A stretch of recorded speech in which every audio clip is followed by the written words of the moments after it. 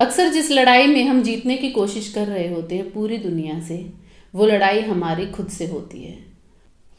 और ये हमें उस वक्त समझ में नहीं आता जब हम बौखलाहट में इधर उधर दौड़ रहे होते हैं, सब पर चिढ़ रहे होते हैं, सबको कोशिश कर रहे होते हैं ये समझाने की कि मैं सही और तुम गलत।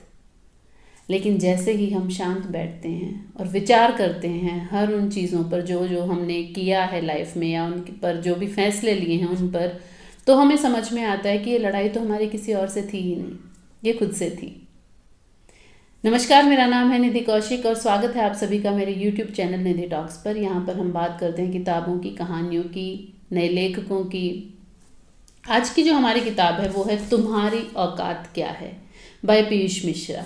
ये एक उपन्यास है, या यूँ कहूँ कि आत्मकथा उपन्यास है, जिसमें पीयूष मिश्रा जी ने अपनी कहानी अपने लफ्ज़ों में, अपने शब्दों में लिखी है, लेकिन कुछ कुछ नाम बदल दिए गए हैं और अपना नाम भी उन्होंने इस कहानी में बदल दिया है। पीयूष मिश्रा जी हमेशा से कहीं ना कहीं कंट्रोवर्सीज में फंसे रहे हैं, या फिर वो अपने बेबाक सा जो उनका नेचर है उसके कारण सुर्खियों में रहते थे। लेकिन हमें कभी समझ में नहीं आता था कि ये जो बेखौफ और बेबाक सा दिखने वाला इंसान है, इसकी कहानी क्या है, क्यों ये इतना दूसरों से अलग है। कभी कभी हम जज कर लेते हैं कि यार बदतमीज़ है, या इसको किसी की परवाह नहीं है, या कितना ही एरोगेंट है। लेकिन किन परिस्थितियों से वो होकर इस स्टेज तक पहुंचा है, ये हम उसके बारे में सोचते नहीं हैं और हम लोगों को जज करना शुरू कर देते हैं। तो ये कहानी शुरू होती है मिडिल क्लास फैमिली में पैदा हुए एक लड़के से। मिडिल क्लास फैमिलीज में सपना होता है माँ बाप का कि या तो डॉक्टर बन जाए या इंजीनियर बन जाए तो लड़के की लाइफ सॉर्टेड है। बट अगर गलती से भी मिडिल क्लास फैमिलीज में कोई आर्टिस्ट पैदा हो जाए तो वो उसे निकम्मा घोषित करने में 1 मिनट नहीं लगाते। उन्हें लगता है कि आर्टिस्ट मतलब बर्बाद। और ये तो कहानी उन दिनों की है। आजकल तो माँ बाप फिर भी थोड़े लीनियंट हो गए हैं, समझने लगे हैं आर्ट को ड्यू टू सोशल मीडिया और या फिर इतना सारा जो इंटरनेट पर एक्सपोजर है। तो कैसे वो मिडिल क्लास फैमिली में पैदा हुआ लड़का जो कि बिल्कुल बागी बन जाता है, औघड़ हो जाता है, जो अपने घर वालों की नहीं सुनता, जिसे सब बदतमीज बुलाते हैं, कैसे वो नेशनल स्कूल ऑफ ड्रामा में आता है और एक ऐसा नाटक करता है जिस भूमिका को निभाना हर किसी के बस की बात नहीं थी, और वो एक उपलब्धि होती है उसके लिए और वो सफलता की जो है ऊंचाई को चूमता है। लेकिन उसके बावजूद भी मुंबई में आकर वो फेल हो जाता है। वो फिर वापस लौटता है और फिर से मुंबई आकर उसकी कैसी स्ट्रगल रहती है, कौन कौन से उसके ऐसे डिसीजंस रहते हैं जो उसने गलत लिए, या कौन से ऐसे डिसीजन हैं जो उसने सही वक्त पर नहीं लिए।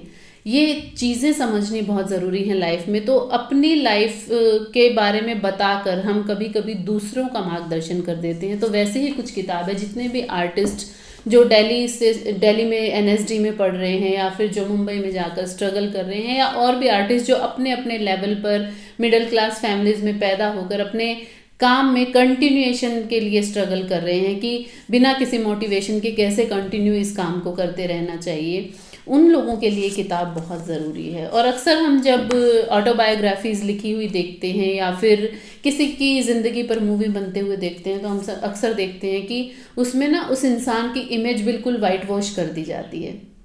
लेकिन इस किताब में ऐसा कुछ भी नहीं है। इसमें जानबूझकर वो चीज़ें बताई गई हैं जो शायद हम सभी से छुपाते हैं। वो असलियत, वो सच्चाई, वो ईमानदारी इस किताब में आपको पढ़ने को मिलेगी जो आपको कहीं और नहीं दिखेगी, या फिर कोई अपनी आत्मकथा में नहीं लिखता है। मैं इसे उपन्यास नहीं कहूँगी, मैं कहूँगी कि ये हम सब के लिए एक गाइड मैप है कि ज़िंदगी में कहाँ पर हमें बाउंड्रीज सेट कर देनी चाहिए, कहाँ पर हमें डिसीज़न क्विक लेने चाहिए और कहाँ पर थोड़ा सा स्लो डाउन हो जाना चाहिए।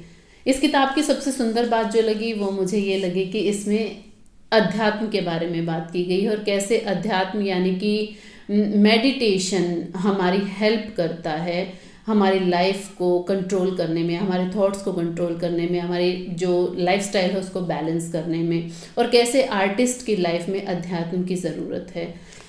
इस किताब में आपको 2 एक्सट्रीम छोर मिलेंगे एक इंसान की पर्सनैलिटी की, कि कैसे वो बिल्कुल ही अलग पर्सनैलिटी से एक बिल्कुल डिफरेंट पर्सनैलिटी में कन्वर्ट हो जाता है।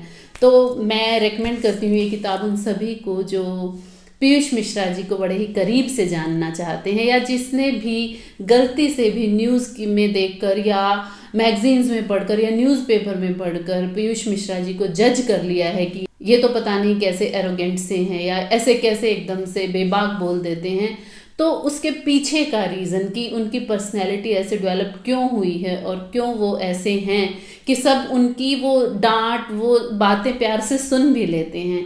सो I highly recommend this book to the youngsters, और जो पीयूष मिश्रा जी को जानना चाहते हैं स्पेशली उनको, और जो अपने अपने आर्ट फील्ड में स्ट्रगल कर रहे हैं और उसमें कंटिन्यू करना चाहते हैं, कुछ अच्छा करना चाहते हैं, उन सभी के लिए किताब बहुत ही इंस्पिरेशन है। और एक वर्ड में अगर मैं कहूँ कि ये किताब क्या है तो मैं कहूँगी कि ये गाइड मैप है और ये बहुत ही ईमानदारी से लिखी गई आत्मकथा है। सो must read, you can by this from Amazon, link आपको मैं डिस्क्रिप्शन में दे रही हूँ। थैंक यू सो मच और बने रहिए हमारे साथ अगली किताब तक।